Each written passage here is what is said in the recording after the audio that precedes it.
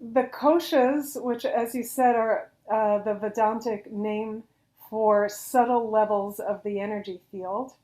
And they describe this movement from the gross physical plane to the subtle planes.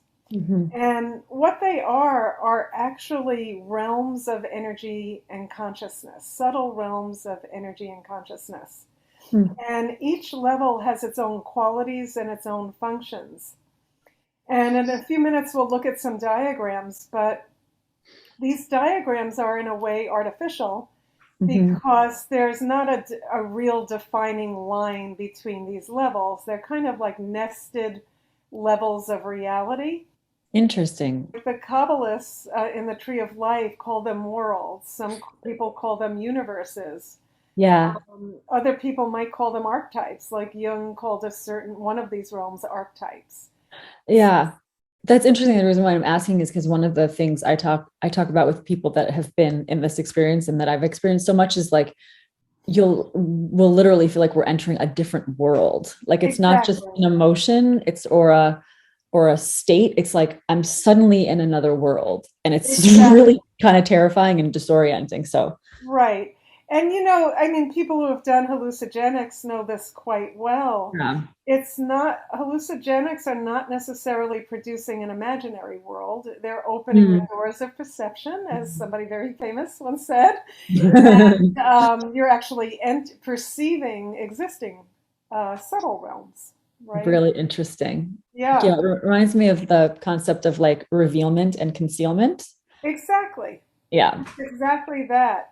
Not only Mhm. that, the subtle realms the koshas describe in the stories of creation that are also common through all religions, they describe how we get from oneness to manifestation, and Mm. from manifestation back to oneness. Mm.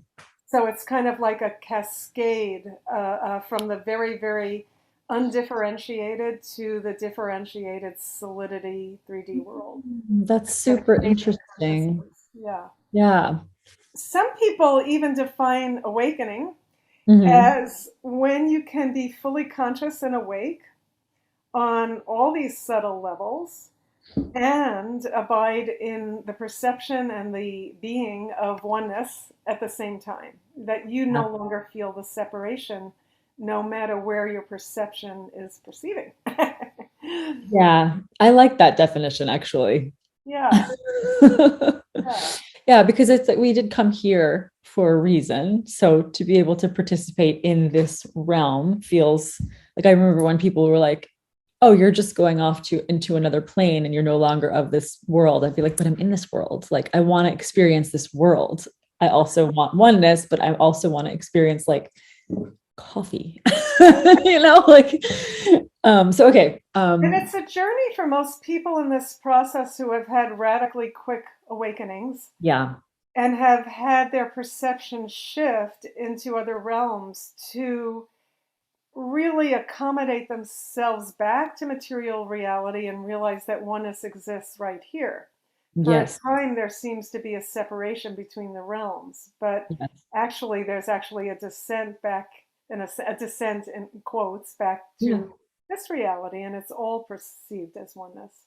If you are activating certain areas of your subtle body, and we'll talk about what activates it in a minute, Okay. you will notice that memories and patterns and behaviors come up. So the subtle body actually holds memory and patterns of behavior in a very subtle form.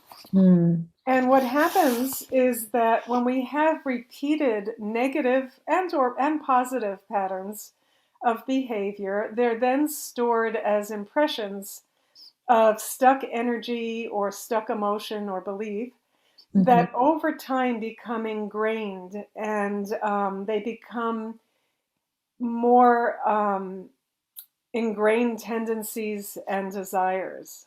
Mhm. And they're often carried from lifetime to lifetime. Yeah. And again, they're carried in this etheric form, this non visible form, as seeds that then get opened when we start doing spiritual practices. They get Mhm. stimulated.